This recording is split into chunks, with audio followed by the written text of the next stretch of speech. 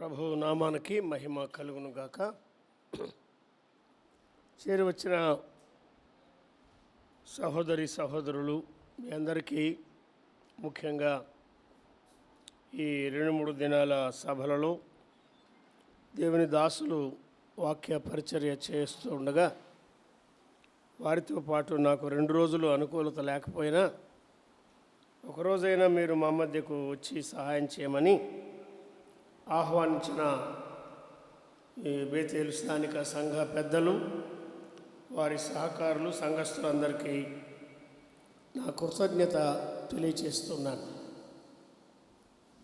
2 రోజులైనా ఉండకపోతే రావడం వల్ల ఉపయోగం ఏమి ఉండదు. వాక్య పరిచర్యలో ఇక్కడ లోటు ఉంటుందని కాదు, కానీ సహవాసం కొరకు మరి ప్రేమతో సద్భావంతో ఆహ్వానించినందుకై సంఘానికి నాయకులకు కృతజ్ఞతను తెలియజేస్తున్నాను. దాదాపుగా 60 సంవత్సరాల క్రిందట ఈ పట్టణంతో సంబంధం కలిగింది నాకు సహవాసం. అది ఆశ్చర్యమే. ఆ తర్వాత కొంతకాలానికి పాల్ గాంధీ గారికి కూడా అవకాశం కలిగింది కాలేజీలో చదువుకోవడం వల్ల. ఇటీవల బెంగళూరుకు వెళ్ళి అక్కడ 2 దినాలు మేము స్తుతి కూడికలు జరిగించి వచ్చాము. ఎందుకంటే ఎన్ఏ జోసెఫ్ గారు ఆయన కన్నడ భాష, తమిళ్ భాష, ఇంగ్లీషు, హిందీ, తెలుగు తెలిసిన వారు, కానీ తెలుగులోనే ఎక్కువ పరిచర్య చేసి వెళ్ళారు. ఆ శాలేం పరిచర్య 60 సంవత్సరాలు నిండిన సందర్భంగా అక్కడ స్తుతి కూడికలు జరిగినవి. దేవుని వాక్యం కూడా ప్రకటింపబడి మరి చిన్న వయసులో ఉండగా ప్రభు ఈ పట్టణానికి చదువు నిమిత్తం నడిపించి సంఘ సహవాసం, అప్పటికి కంకరగుంట లెవెల్ క్రాసింగ్ దగ్గర కూడుకునేవారు. అదే కన్నవారి తోటలో మరణాతగా స్థలం తీసుకోవడం, మందిరం నిర్మించడం, చాలా ఘనమైన సేవ జరిగింది.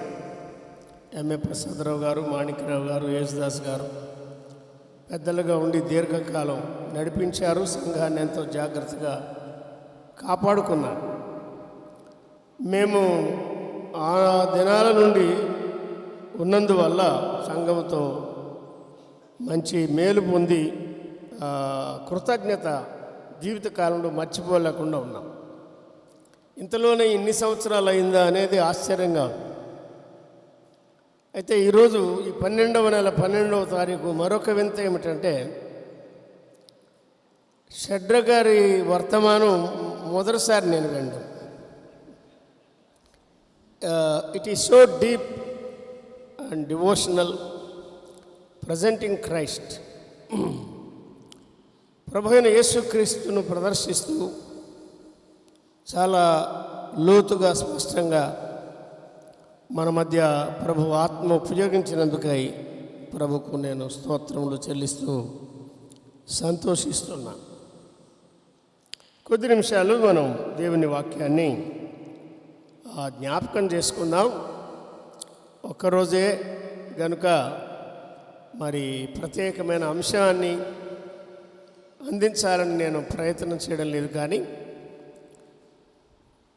మా స్థానిక సంఘములో మేము చదువుతున్నాము ఇటీవల. అలాగే మా జిల్లా సహవాసంలో కూడా ఈ వారంలోనే 10వ తారీఖు ప్రొద్దుటూరులో స్వామినాథన్ గారు ఉన్న స్థలంలోనే ఆ జిల్లా సహవాసంలో కూడా దానిలో కొన్ని విషయాలు పంచుకున్నాం. దాని గురించి నేను ఇంకా వినాలనే కోరికతో మీ మధ్య కూడా జ్ఞాపకం చేయాలని ఆశిస్తున్నాను. కనుక ఈ ఉదయము ఈ మధ్యాహ్నం మీరు కొంచెం సహించాలి, సమయానికే ముగిస్తాం. సహాయకరంగా తెస్సలోని పత్రిక, మొదటి పత్రిక, దీనిలో నుండి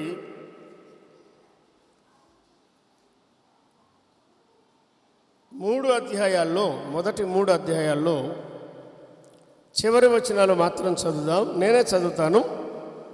తర్వాత వాక్య పరిచర్యలో నా కొరకై సహోదరులు సహాయం చేస్తారు. మొదటి పత్రిక, మొదటి అధ్యాయం 9-10 వచనాలు. 1 Thessalonians 1:9 and 10. మీ యొద్ద మాకెట్టి ప్రవేశము కలిగెనో అక్కడి జనులు మమ్మను గూర్చి తెలియజెప్పుచున్నారు. మరియు మీరు విగ్రహములను విడిచిపెట్టి జీవము గలవాడును సత్యవంతుడును అగు దేవునికి దాసులగుటకును దేవుడు మృతులలో నుండి లేపిన యేసు అనగా రాబో ఉగ్రత నుండి మనలను తప్పించుచున్న ఆయన కుమారుడైన యేసు పరలోకము నుండి వచ్చునని ఎదురు చూచుటకును మీరెలాగూ దేవుని వైపునకు తిరిగితిరో ఆ సంగతి వారే తెలియజేయుచున్నారు. 2వ అధ్యాయం కూడా చివరి 2 వచనాలు 19-20 చదువుదాం. ఏలయనగా మా నిరీక్షణ అయినను ఆనందమైనను అతిశయ కిరీటమైనను ఏది? మన ప్రభు అయిన యేసు యొక్క రాకడ సమయమున ఆయన ఎదుట మీరే గదా. నిశ్చయముగా మీరే మా మహిమయు ఆనందమునై ఉన్నారు. 3వ అధ్యాయంలో 12-13 వచనాలు చదువుకుందాం. 3వ అధ్యాయం 12. మన ప్రభు అయిన యేసు తన పరిశుద్ధులందరితో వచ్చినప్పుడు మన తండ్రి అయిన దేవుని ఎదుట మీ హృదయములను పరిశుద్ధత విషయమై అనింద్యమైనవిగా ఆయన స్థిరపరచుటకై మేము మీ ఎడల ఎలాగూ ప్రేమలో అభివృద్ధి పొంది వర్ధిల్లుచున్నామో అలాగే మీరును ఒకరి ఎడల ఒకరును మనుషులందరి ఎడలను ప్రేమలో అభివృద్ధి పొంది వర్ధిల్లునట్లు ప్రభువు దయచేయనుగాక. 4-5 అధ్యాయాల్లో కూడా చదవాలి, కానీ మనము ధ్యానిస్తూ ఉండగా ప్రభు వాటిని మనకు అందిస్తాడని వాటిని చదివించడం లేదు. సహోదరి మీ అందరికీ ప్రేమవందనాలు తెలియజేస్తున్నారు. అలాగే మా పిల్లలు, కడపలో ఉన్న ప్రభు పిల్లలందరినీ మీరు ఎరుగరు, కానీ సంఘాలు కూడా ఈ స్థలానికి వస్తుండగా ప్రార్థిస్తూ వారి యొక్క ప్రేమవందనాలు తెలియజేస్తున్నారు. ప్రభుకు మహిమ కలుగును గాక. ప్రభునందున్న ప్రియమైన సహోదరి సహోదరులారా,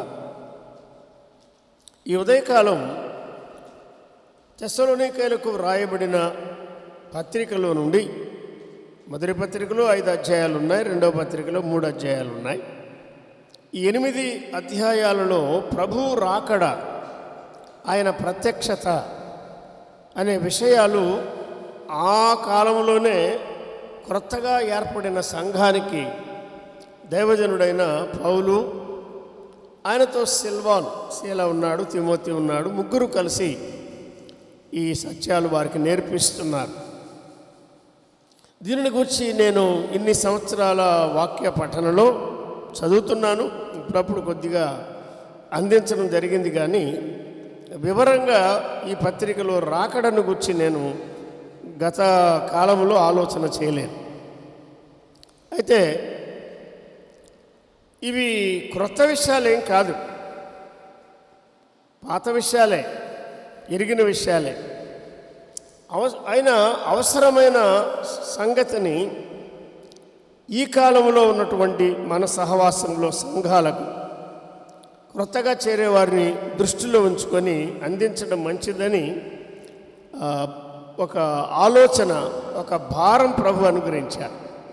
కనుక ఈ 2 కూడికలలో ఈరోజు మధ్యాహ్నం కూడా వాటిని మనం జ్ఞాపకం చేసుకుందాం. నేను వెళ్ళిపోవటం మీకు ప్రయోజనకరం అన్నాడు ప్రభు. నేను వెళ్ళిపోవడం కూడా మీకు ప్రయోజనమే. దేవుని దాసుల ద్వారా వారు తీసుకున్న విషయాలు ఇంకా వివరంగా వినడానికి అది మీకు ప్రయోజనకరంగా ఉంటుంది. సహోదరి సహోదరులారా, సాధారణంగా బైబిల్ వ్యాఖ్యానించేవారు తెస్సలోని పత్రికలు 2 పత్రికలలో మొదటి పత్రిక అంతా పరిశుద్ధుల కొరకు వచ్చే ప్రభువు అని, 2వ పత్రిక పరిశుద్ధులతో వచ్చే ప్రభువు అని జనరల్గా చెప్తూ ఉంటారు. అది కాదని నేను చెప్పడం లేదు,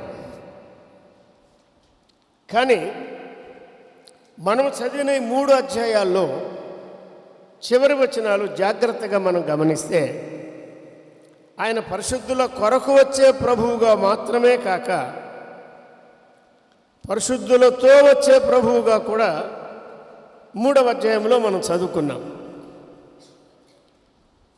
ప్రభు అయిన యేసు తన పరిశుద్ధులందరితో వస్తాడు అని పౌలు రాస్తున్నాడు. పరిశుద్ధులను వెంటబెట్టుకుని వస్తాడు అని బైబిల్ చెప్తున్నది. పరిశుద్ధుల కొరకు వస్తాడు, సంఘము కొరకు ప్రభు వస్తాడు అనే సత్యము చాలా కాలంగా మనం వింటున్నాం కదా. 1వ అధ్యాయంలో ప్రభు అయిన యేసుక్రీస్తు ప్రత్యక్షత, ఆయన రాకడ, అది ఆ రాకడలో ఉన్నటువంటి ఒక సత్యాన్ని గట్టిగా నేర్పిస్తున్నాడు పౌలు. ఏమంటే ఇప్పుడు చదవండి 1వ అధ్యాయం 9-10 వచనాల్లో, విగ్రహారాధికులుగా ఉన్నవారు కూడా ప్రభు తట్టు తిరిగినట్టు అపోస్తుల కార్యముల గ్రంథం 17వ అధ్యాయం ప్రారంభంలో మనం చదువుతున్నాం. ఇప్పుడు మనం అక్కడికి వెళ్ళడం లేదు. దేవుని దాసులు ఐరోపా ఖండానికి నడిపించబడ్డారు. 16వ అధ్యాయం అపోస్తుల కార్యాలు. ఫిలిప్పైలో వారు సేవ చేయగా అక్కడ సంఘం ఏర్పడింది. అది ఫిలిప్పైలో ఉన్న సంఘం. అక్కడ నుండి తెస్సలోనిక వెళ్ళారు. తెస్సలోనికలో సంఘం ఏర్పడింది. అక్కడి నుండి వారు బెరయకు వెళ్ళారు. బెరయలో కూడా సంఘం ఏర్పడింది. ఆ తర్వాత ఏథెన్స్కు వెళ్ళారు. అక్కడ సంఘము ఏర్పడిందో లేదో తేటగా లేదు, కానీ సువార్త ఫలించింది. కనీసం 2 ప్రభువునందు విశ్వసించారని అపోస్తుల కార్యాలు 17 ప్రకారం మనం గమనిస్తున్నాం. ఇక 18వ అధ్యాయానికి వెళ్తే అకయ ప్రాంతం అంటే కొరింథులో వారు సేవ చేశారు. అక్కడ కూడా సంఘం ఏర్పడింది, అవునా. అక్కడ నుండి వారు సేవ చేసి ఎఫెసుకు వెళ్ళారు. అక్కడ కూడా సంఘం ఏర్పడింది. అపోస్తుల కార్యాలు 18, 19, 20 అధ్యాయాలు వరుసగా ఆసియాలో ఎఫెసులో జరిగిన సేవ ఆయన వ్రాస్తున్నాడు. నాకు ఆశ్చర్యం కలిగించే విషయం ఏమంటే, దేవుని దాసులు అడుగుపెట్టారంటే సంఘం ఏర్పడుతుంది. వెళ్ళాం, చెప్పాం, వచ్చాం. ఇది మన బాణి. చాలా వరకు వెళ్తున్నాం, చెప్తున్నాం, వస్తున్నాం. వెళ్తున్నాం, పత్రికలు పంచుతున్నాం, సువార్త ప్రకటిస్తున్నాం, సాక్ష్యం ఇస్తున్నాం, సేవ చేస్తున్నాం. విమర్శగా నేను చెప్పడం లేదు, కానీ సంఘాలు స్థాపించబడుట అనేది చాలా వరకు మనం చూడలేకపోతున్నాం. ఉన్నవే ముక్కలై. టీటీ శామ్యుల్ గారు చెప్పారు ఒకసారి, దాదాపుగా 60 సంవత్సరాల కింద చెప్పాడు ఆయన. సంఘాలు సంఖ్యలో పెరిగినవి, కానీ దాదాపుగా ఎక్కువగా అవి విభజన వల్లనే, విస్తరణ వల్ల కాదన్నాడు ఆయన. ఒక చోట కూడేవారే అందులో నుండి కొందరు మరొక చోట, అందులో నుండి కొందరు మరొక చోట, అందులో నుండి కొందరు మరొక చోట, ఈ రీతిగా ముక్కముక్కలుగా కూడటం జరుగుతున్నది. కానీ క్రొత్తగా సంఘాలు స్థాపించబడుట అనేది ఎంతవరకు మన మధ్య జరుగుతున్నది మనం ఆలోచన చేయాలి, మనం పరీక్షించుకోవాలి. నన్ను కలుపుకునే ఈ మాటలు మీతో నేను పంచుకుంటున్నాను. దేవుని దాసులు పేతురు, యోహానులు వెళ్ళి పనిచేస్తున్నారు, సంఘాలు ఏర్పడుతున్నాయి. శిష్యులు వెళ్ళి పనిచేస్తున్నారు, సంఘాలు ఏర్పడ్డాయి. బర్నబా, పౌలు వెళ్ళి పనిచేశారు, సంఘాలు ఏర్పడ్డాయి.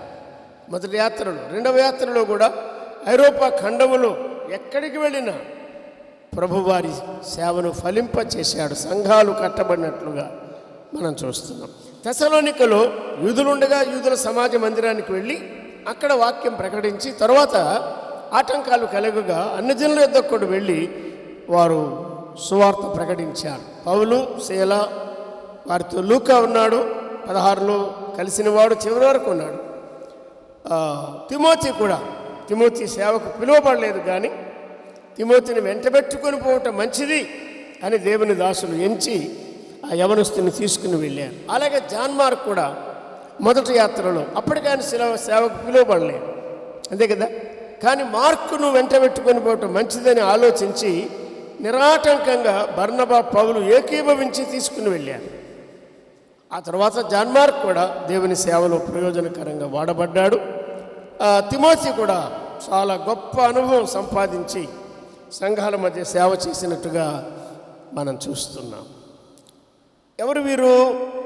విగ్రహారాధికులుగా ఉండి ప్రభువుని అంగీకరించిన వారు కదా. చదవండి ఏమంటున్నాడు అక్కడ. మరియు 1వ అధ్యాయం 9-10 వచనాల్లో, మరియు మీరు విగ్రహములను విడిచిపెట్టి జీవము గలవాడును సత్యవంతుడునగు దేవునికి దాసులగుటకు అన్నాడు. అంటే అవి జీవము లేనివి అని, వాటిలో సత్యము లేదు అని మనకు అర్థమైపోతున్నది. వారు అర్థం చేసుకున్నారు కనుకనే వాటిని విడిచిపెట్టి ప్రభు తట్టు తిరిగారు కదా. దేవునికి దాసులగుటకును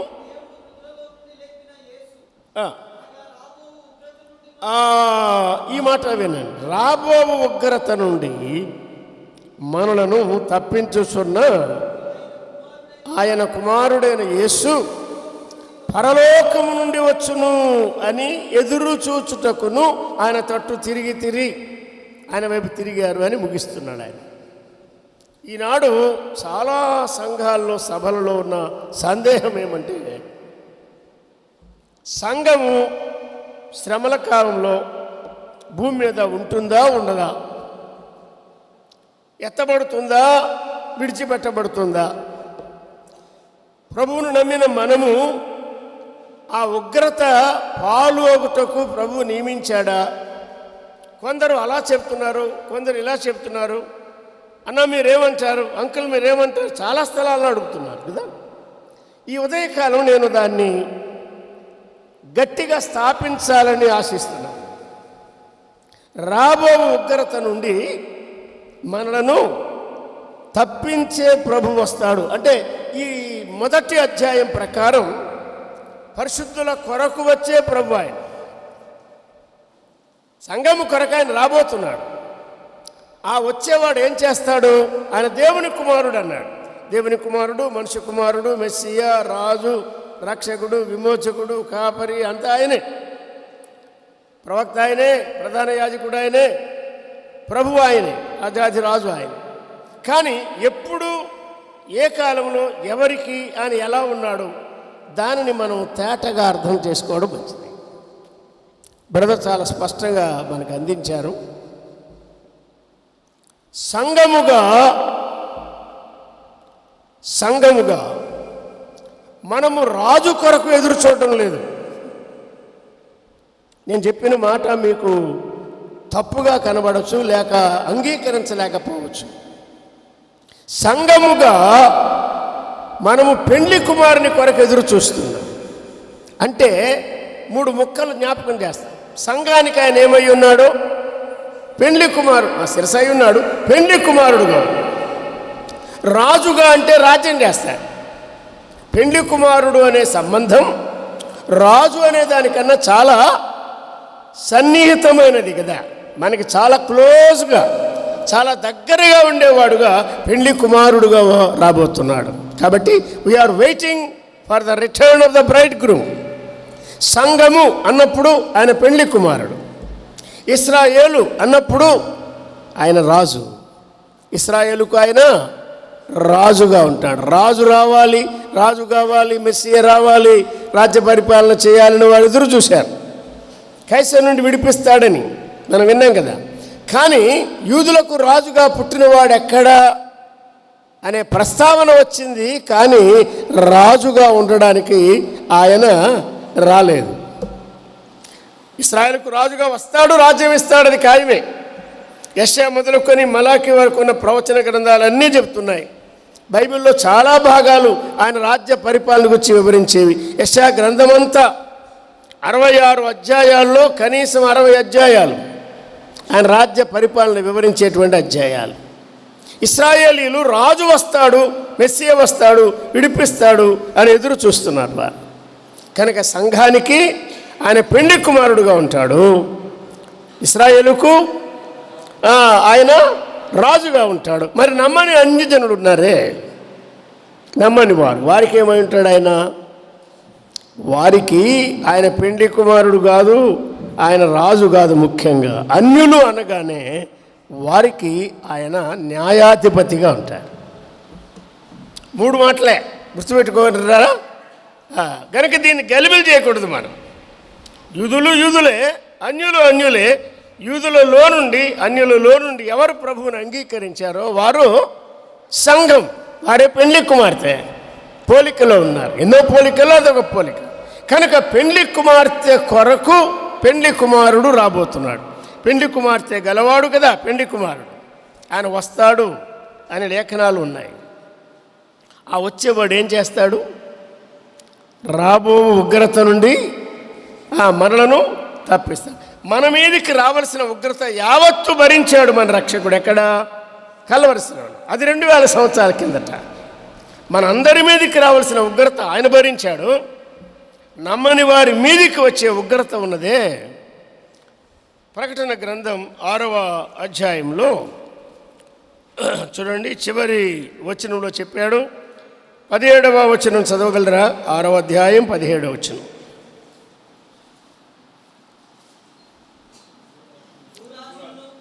భూరాజులు, సహస్రాధిపతులు, ధనికులు, బలిష్ఠులు, ప్రతి దాసుడు, ప్రతి స్వతంత్రుడు కొండ గుహలలో బండ సందులలో దాగుకొని. ఎందుకు దాక్కుంటున్నారు వారు? ఎందుకు దాక్కుంటారు? సింహాసనాసీనుడైన వాని యొక్కయు గొర్రెపిల్ల యొక్కయు ఉగ్రత అదే ఉగ్రత. తెస్సలోని 1లో చెప్పింది అదే, తెస్సలోని 5లో చెప్పింది అదే. ఉగ్రత. ఎవరి ఉగ్రత? గొర్రెపిల్ల ఉగ్రత అన్నాడు. నమ్మిన వారు ఎత్తబడగా, నమ్మిన వారు ఎత్తబడగా విడువబడిన యూదులు, విడువబడిన అన్యులు. అంటే నమ్మని యూదులు, నమ్మని అన్యులు వారు ఉండగా వారి మీదకి ఏమొస్తుంది అన్నాడు? గొర్రెపిల్ల ఉగ్రత అన్నాడు. గొర్రెపిల్ల మనపక్షముగా ఉగ్రతను భరించగా దాన్ని అంగీకరించిన వారి మీదికి గొర్రెపిల్ల ఉగ్రత వస్తుంది. అది దేవుని వాక్యం చెప్పే సత్యం. అందుకే నమ్మని వారికి ఆయన ఏమై ఉంటాడు? న్యాయాధిపతి, తీర్పు తీర్చేవాడు అన్నాడు. అందరి న్యాయాధిపతి అని చెప్పాడు కదా. మృతులకు సజీవులకు తీర్పు తీర్చేవాడని, న్యాయముగా తీర్పు తీర్చే న్యాయాధిపతి అని ఆయన గురించి రాయబడింది. కాబట్టి ఈ 3 రకాలుగా ఏ జనాంగానికి ప్రభువు ఏమై ఉంటాడో దాన్ని స్పష్టంగా మనం అర్థం చేసుకోవాలి. ఒక సత్యం మనకు అర్థమైంది. ప్రభువునందు విశ్వాసం ఉంచిన మనకును దేవుని ఉగ్రత, గొర్రెపిల్ల ఉగ్రత అని చెప్పబడిన శ్రమ, మహాశ్రమ అంటారే, ఆ శ్రమ కాలంలో సంఘం ఉండదు అనేది మనకి స్పష్టంగా తెస్సలోని 1:9-10 ప్రకారమైన మనకు అర్థమవుతుంది. ఇంకెన్నో వచనాలు ఉన్నాయి. అది ఒక సత్యం. కాబట్టి ప్రభువు ఎక్కడికి వస్తాడు? పరలోకము నుండి వస్తాడు అన్నాడు. ఎక్కడికి వస్తాడు? పరలోకములో ఉన్న ఆయనే వస్తాడు, సంఘము కొరకు వస్తాడు. ఎక్కడికి వస్తాడో కూడా తెస్సలోని పత్రికలో అని చెప్పాడు కదా. మనం చదవలేదు చూడండి, 4వ అధ్యాయంలో, తెస్సలోని పత్రిక 4వ అధ్యాయంలో 16-17 కూడా చదవండి.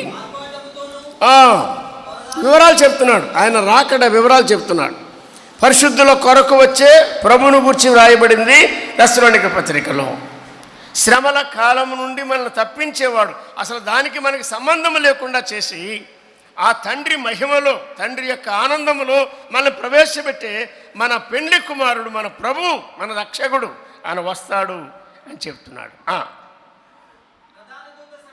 ప్రధాన దూత శబ్దముతోను దేవుని బోరతోను పరలోకము నుండి ప్రభు వస్తాడు, ఆయన దిగి వస్తాడు అన్నాడు కదా.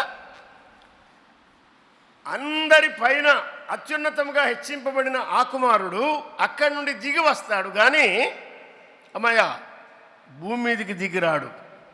మనకు తెలుసు, కొత్త వారికి నేను గట్టిగా చెప్పాలని ఆశిస్తున్నాను అంతే, అంతకన్నా ఏం లేదు. ఆయన దిగి వస్తాడు. మరి మనం ఏం చేస్తాం? ఆయన ఎలా ఎదుర్కొంటాం? అక్కడే చెప్పాడు చూడండి, 17వ వచనం. అంటే నిద్రించిన వారు, ప్రభునందు విశ్వాసం ఉంచి నిద్రించిన వారు మొదట లేస్తారు. నిద్రించిన వారు లేవాలి, తప్పక లేస్తారు. ఆ మీదట సజీవులమైన, ఒకవేళ అప్పటి వరకు మనం ఉంటే, సజీవులుగా నిలిచి ఉంటే, మనము వారితో కూడా లేపబడిన వారితో కూడా ఏకముగా, ఆ మాటలు పట్టుకోండి, ప్రభువును ఎదుర్కొనుటకు, ఆ పరలోకము నుండి దిగి వస్తున్న ప్రభువును ఎదుర్కోవడానికి ఆకాశ మండలానికి అన్నాడు. విన్నారా మాట? ఇంక సందేహం ఏముందండి? భూమండలం కాదు, ఆయన భూమి మీదకి రాడు. కొంతమంది ప్రభువు దిగి వచ్చున్, భూమికి దిగి వచ్చున్ అని కూడా రాశారు, పాడారు. శుద్ధ తప్పు అంటారు చూడండి. ఏదో తెలియక రాశారు. అన్నీ కలిపి రాకడ అనే దానిలో ఆ అంచీలు గమనించకుండా ఎప్పుడు ఎక్కడ ఏమి జరుగుతుందో అప్పట్లో ఆ వెలుగు పొందని వారు రాసిన పాటలు అవి. అందుకే పాటలు జాగ్రత్తగా మనం గమనించాలి. సహోదరులు నేర్పిస్తున్న పాటలు నేను గమనించాను ఇప్పుడే. రాకడకు సంబంధించిన పాట అది లేఖనానుసారంగా ఉంది. ఎవరు రాశారు నాకు తెలీదు, తెలుసుకుంటాను. మీరు వివరాలు తెలియజేస్తే కూడా సహాయకరమే. వాక్యానుసారంగా మనం గమనించాలి. ఆయన దిగి వస్తాడు, నిద్రించిన వారు లేపబడతారు, తర్వాత సజీవులుగా ఉండే మనము మార్చబడతాం. ఈ రెండు జరిగి వారు మనము ఏకముగా ప్రభువును ఎదుర్కొనుటకు అన్నాడు. అందుకే పత్రికలు ఏమి రాస్తున్నాడు? ఎదుర్కొనుటకు, ఎదుర్కొనుటకు, ఎదుర్కొనుటకు అని చెప్తున్నాడు. ఆయన దిగి వస్తాడు పైనుండి, మనం కింద నుండి ఆయన ఎదుర్కోవడానికి వెళ్ళిపోతాం. మనం ఎట్లా వెళ్తాం? అసలు ఆ విషయం చెప్పాలంటే మధ్యాహ్నం కూడా వీలు కాదండి. చాలా గంభీరమైన సంగతి. ఆ విధానం ఉన్నదే నిద్రించిన వారు అక్షయులుగా లేపబడ్డం కదా. అందులో 4-5 విషయాలు చెప్పాడు. బలహీనమైనది బలమైనదిగా, శరీర సంబంధమైనది ఆత్మ సంబంధమైనదిగా, లేక ప్రకృతి సంబంధమైన ఆత్మ సంబంధమైనదిగా, కరిగిపోయే మర్చ్యమైనది అమర్చ్యమైనదిగా, క్షయమయ్యేది నశించేది అక్షయమైనదిగా, ఘనహీనమైనది ఘనమైనదిగా, లేపబడుట నిద్రించేవారి విషయం. మరి మన సంగతి ఏమిటి? ఫిలిప్పీ పత్రిక 3వ అధ్యాయం చూడండి. ఫిలిప్పీ పత్రిక 3వ అధ్యాయం 20వ వచనంలో ఏమన్నాడు అంటే, ఇక్కడ ఉన్నది దేశానికి సంబంధించింది, కానీ ఆత్మీయంగా మన పౌరస్థితి పరలోకమందు ఉన్నది అన్నాడు. అక్కడ నుండి ప్రభు అయిన యేసుక్రీస్తును రక్షకుని నిమిత్తం అన్నాడు. ఇక్కడ విన్నారా?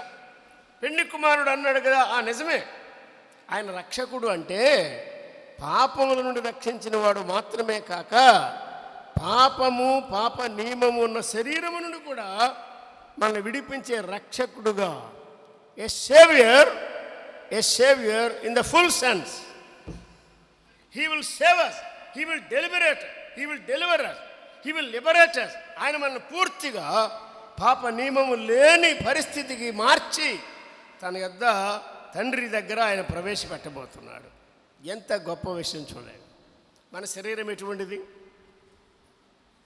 దీన శరీరం అన్నాడు కదా. దీన శరీరం అంటే ఎన్ని బలహీనతలు ఉన్నాయో చూడండి. ఈ ఉదయకాలం మిస్బా పైన 2nd ఫ్లోర్ అంటే 3rd స్లాబ్ వేయబోతూ ఉన్నారు. నేను ఎక్కలేనని బ్రదర్ కిందే ఉండిపోయారు. ఆయన ఎక్కలేకపోతే నేను ఎట్లా ఎక్కుతాను అన్నాను. అంటే యూఆర్ యంగ్ అంటున్నారు, అంటే మెట్లు ఎక్కిస్తున్నారు నన్ను. యూఆర్ యంగ్ అని మాటలు చెప్పి మెట్లు ఎక్కిస్తున్నారు. చూసారా? శరీరం అంతే బలహీనమైనది, వ్యాధి బాధలు ఉన్నాయి, ఎన్నో పరిస్థితులు మనకు తెలిసినవే. కానీ ప్రభు వాటన్నిటిలో నుంచి విడుదల. ఇంక డాక్టర్లు అక్కర్లేదు, హాస్పిటల్ అక్కర్లేదు, స్కాన్లు అక్కర్లేదు, మందులు అక్కర్లేదు. అబ్బా, వాట్ ఎ రిలీఫ్! మన శరీరాన్ని మహిమగల శరీరంగా ప్రభు మార్చి వారు మనము ఏకముగా ఎక్కడ? ఆకాశ మండలానికి అన్నాడు. వాయుమండలం దాటి, అన్ని మండలాలు దాటి ఆకాశ మండలానికి తండ్రి వద్దకు మనం వెళ్ళిపోతాం. పరిశుద్ధాత్మ మనల్ని తీసుకుని వెళ్తాడు.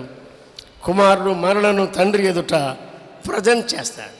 ఆయన నిలువబెట్టేవాడు, ప్రజెంట్ చేసేవాడని దేవుని వాక్యము సెలవిస్తున్నది. కాబట్టి ఆ రాకడ అనేది చాలా విశేషమైనది.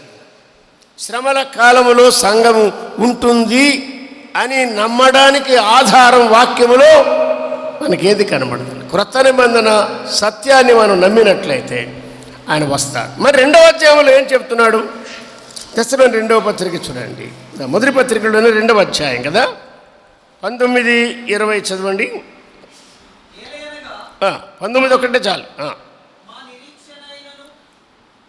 దైవజనులు అక్కడ ప్రయాసపడి పనిచేశారు, ప్రార్థించారు, ప్రయాసపడ్డారు, పనిచేశారు, సువార్త ఫలించింది, సంఘం ఏర్పడింది కదా. మా నిరీక్షణ మీరే కదా, మా ఆనందం మీరే కదా, మత్స్య కిరీటం ఏది? మన ప్రభు అయిన యేసు యొక్క రాకడ సమయమున ఆయన ఎదుట మీరే కదా అన్నాడు. అంటే ఈ 2వ అధ్యాయం చివరిలో ఆయన ప్రత్యక్షమైన తరువాత ఆయన దిగి వస్తాడు, మనము ఎదుర్కోవడానికి వెళ్ళిపోతాం కదా. ఆ తర్వాత ఏమున్నది? ఆయన మనం కలుసుకున్నప్పుడు ఎవరిని చూడక విశ్వసించాం, ఎవరిని చూడక ప్రేమించాం, ఎవరికి జీవితం సమర్పించాం, ఆ ప్రభువును చూస్తాం కదా. ఆ ప్రభువును చూస్తాం, ప్రభువును పోలి ఉంటాం. ప్రభువును చూడడం, ప్రభువును పోలి ఉండడం, ప్రభువుతో ఉండడం. ఇక అప్పటి నుండి ఏమాత్రం ఎడబాటు లేకుండా ఆయన పరిపాలించడం, మనం దూరంగా ఉండడం అలా కాకుండా పెండ్లి కుమారుడు పెండ్లి కుమార్తె కలిసి ఉన్నట్టుగా ప్రభువుతో సదాకాలం మనం ఉంటాం. ఆ తరువాతి విషయమే ఇది. అంటే మొదటి అధ్యాయంలో ఉగ్రతకు సంబంధము లేని రీతిలో మనల్ని కొనిపోబోతున్నాడు ఆయన. He will snatch us away. ఈ లోకానికి ఏదో జరిగింది అనుకుంటారు, వివరం తెలియదు వారికి కదా, ఏదో జరిగింది అనుకుంటారు అంతే. కానీ ఆయన మళ్ళా ప్రత్యక్షం కాబోతున్నాడు, అది కూడా ఈ పత్రికలో చెప్పాడు. ఇక్కడ దాదాపుగా ఎత్తబడిన సంఘం, కొనిపోబడిన సంఘం ప్రభువు ఎదుట, ఆయన న్యాయపీఠము ఎదుట ప్రత్యక్షమయ్యే విషయాన్ని చెప్తున్నాడు కదా. మరి 3వ అధ్యాయంలో ఏం చెప్తున్నాడు? ఊరికి మీకు జ్ఞాపకం చేస్తా. 3వ అధ్యాయం 12వ వచనం చూడండి.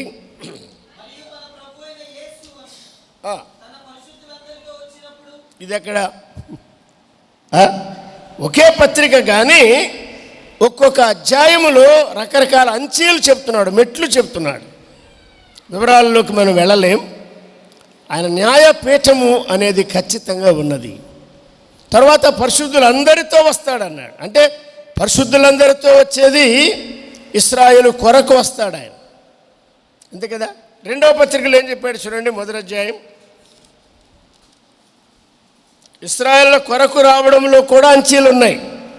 2వ పత్రిక మొదటి అధ్యాయం 6వ వచనం చదివయ్యా. తన ప్రభావమును కనుపరచు దూతలతో కూడా పరలోకము నుండి సంఘము కొరకు వస్తున్నాడు అన్నాడు. అది పరలోకము నుంచే వస్తున్నాడు ఆయన, అంతేగా.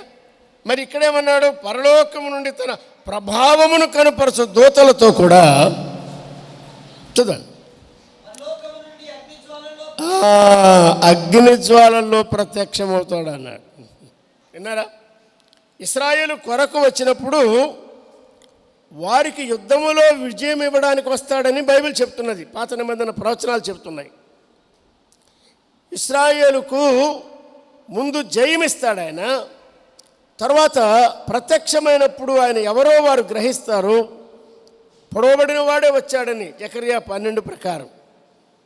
వారు దుఃఖిస్తారు, ప్రలాపిస్తారు. 1000 సంవత్సరాలుగా దేవుని పట్ల వారు చూపించిన తిరుగుబాటు విషయమై వారు ప్రలాపిస్తారు, ఒప్పుకుంటారు. అది పాప పరిహారార్థ బలి అర్పించినట్టుగా. అప్పుడు ప్రభువారిని అంగీకరించి వారికి రాజ్యం ఇస్తాడు. పాపములు క్షమించకుండా కాదు. యాకోబులో భక్తిహీనత ఉన్నది, ఉన్నారా? భక్తిహీనత తొలగించడానికి ఎవరు రావాలి? విమోచకుడు రావాలి. యాకోబులో ఉన్న భక్తిహీనత తొలగించి ఆయన వారిని అంగీకరించినప్పుడు ఆ నిబంధన, నా వలన కలిగే నిబంధన ఇదే అని చెప్పాడే, ఆ మాటలు ఆయన నెరవేర్చబోతున్నాడు. జకర్యా 12 ఆయన ప్రత్యక్షత ఇశ్రాయేలు కొరకు, జకర్యా 13 వారి పాప పరిహారం ఇశ్రాయేలుకు, జకర్యా 14 వారికి ఆయన రాజ్యం పరిపాలన. ఇశ్రాయేలుకు రాజ్యం ఈ కాలంలో ఇస్తావా అని అడిగారు, కానీ ప్రభు ఏం చెప్పాడు? ఈ కాలం కాదు, అసలు కాలములు సమయములు తెలుసుకున్నట్టు మీ పని కాదు, మీ పని మీరు చేయమన్నాడు.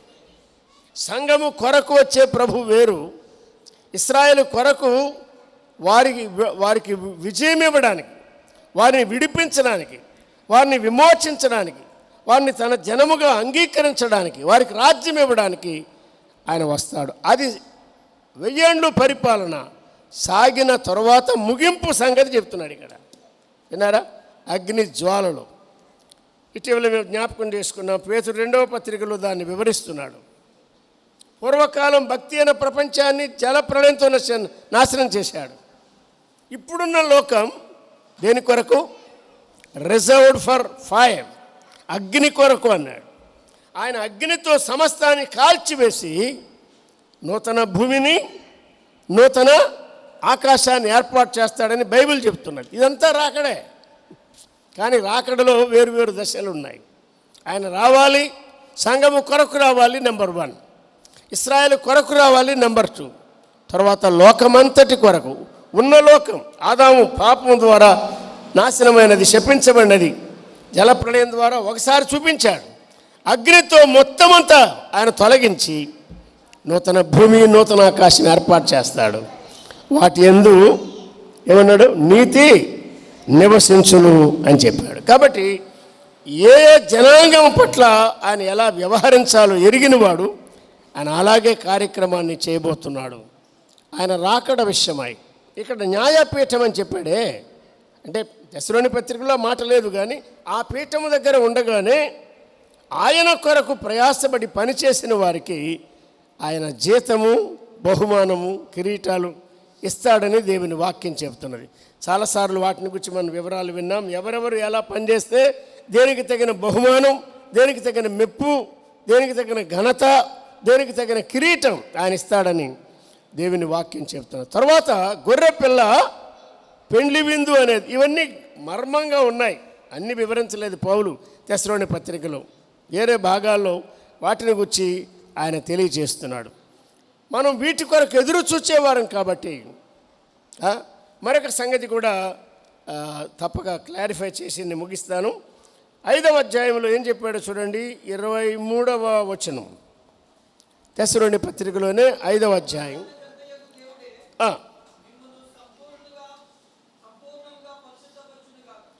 సంపూర్ణముగా పరిశుద్ధపరచడం అంటే ఏమిటి? ఏనారా, మనం పొందిన రక్షణ సగం రక్షణ కాదు. మనం పొందిన రక్షణ, ఆయన మనల్ని రక్షించినప్పుడు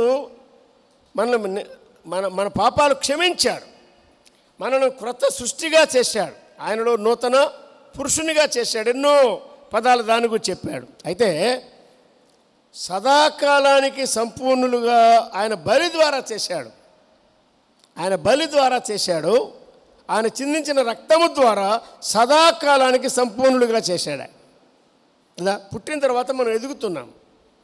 అయితే ప్రభు వచ్చినప్పుడు, చదవండి ఆ వచనం, 23వ వచనం. ఆ 3 చెప్పాడు అక్కడ, మీ ఆత్మయు జీవమును. 3వది ఏం చెప్పాడు?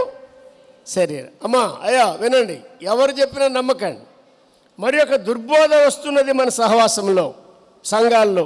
కొంతమంది రహస్యముగా చొరబడి ఈ దుర్బోధను వ్యాపింప చేయాలని ప్రారంభించారు, పూనుకుంటున్నారు. వారు ఏం చెప్తున్నారంటే, ప్రభు నమ్ముకున్నామంటే పరిశుద్ధులమయ్యామంటే ఇక పాపానికి మనకి సంబంధం లేదు, ఆత్మకు శరీరానికి సంబంధం లేదు, ఆత్మలో కడుగబడ్డాం, శరీరంతో ఏం చేసినా ఇది కృపాకాలం. ఇది ఏ కాలం? ఇది కృపాకాలం అంటే వాళ్ళకి కొత్తగా మర్మం బయలుపరచబడింది. కృపాకాలం అంటే వాళ్ళ భావం ఏంటంటే, కృప చూసుకుంటుంది, మనం ఎంత విచ్చలవిడిగా జీవించినా కృప చూసుకుంటుంది. ఎక్కువగా కృపను పొందాలంటే ఎక్కువ పాపం చేయొచ్చు, దానికి దీనికి సంబంధం లేదు. అసలు ప్రభువు న్యాయపీఠం దగ్గర పాపం ప్రశ్నే రాదని చెప్తున్నారు. భయంకరమైనటువంటి బోధలు, భయంకరమైన వ్రాతలు విస్తరిస్తున్న దినాలు. మనం జాగ్రత్త కలిగి ఉండాలి. శ్రమల కాలాన్ని గూర్చి గలిబిలి చెందవద్దు. ఆత్మకు శరీరానికి సంబంధం లేదు అని చెప్పి కృపను దుర్వినియోగపరిచేవారి ఉపదేశాలు, వ్రాతలకు కూడా దాసులు కావద్దు. అది నా ప్రేమపూర్వకమైన హెచ్చరిక. ప్రభు వచ్చే వరకు ఈ శరీరములో ఉన్న మనకేమున్నది? పాప నియమం ఉన్నది. విన్నారా? గనుక పాపమున్న లోకములో, పాపమున్న శరీరములో దినదినము జై జీవితం జీవించడం అది మన బాధ్యత. ప్రభు వచ్చినప్పుడు ఏం చేస్తాడన్నాడు? తెస్సలోని 5 ప్రకారం శరీరాన్ని కూడా పవిత్రపరిచి నిందారహితంగా ఆయన దగ్గర నిలబడినప్పుడు వీ విల్ బి ఫౌండ్ అన్బ్లేమబుల్, నిందారహితులుగా ఉంటారు అన్నాడు. వాని గురించిన వివరాలు వీలైతే మధ్యాహ్నం కొద్దిగా మనం విందాం. ఈ ఉదయకాలం 3 అధ్యాయాల్లో రాకడను గురించి చెప్తున్నాడు, కానీ 4లోను 5లో కూడా రాకడను గురించి చెప్పాడు. కానీ అంతా పరిశుద్ధుల కొరకు వచ్చే ప్రభు అని కాదు. చివరికి నిత్యత్వం అంతటిలో ప్రభువుతో మనం ఉన్నప్పుడు పాపమును గూర్చినటువంటి ఆ నేరపూరితమైన మనసాక్షి లేకుండా, కొత్త నిబంధనలో ఉన్న సత్యం అది. It is not because of our life, మన జీవితాన్ని బట్టి కాదు, only on the basis of his sacrifice and the shed blood of the lamb. దేవుని గొర్రె పిల్ల చిందించిన రక్తము ద్వారా పరలోకము తండ్రి మనల్ని అంగీకరించినప్పుడు పరలోకానికి నిత్యత్వం అంతటికి తగిన వారినిగా ఆయన మనల్ని అంగీకరిస్తున్నాడని దాని యొక్క భావం. ప్రభు తలంపులు మన కొరకు గలిబిలి చెందకుండా సత్యములో స్థిరపరచబడినట్లు మన కొరకు దీవించునుగాక.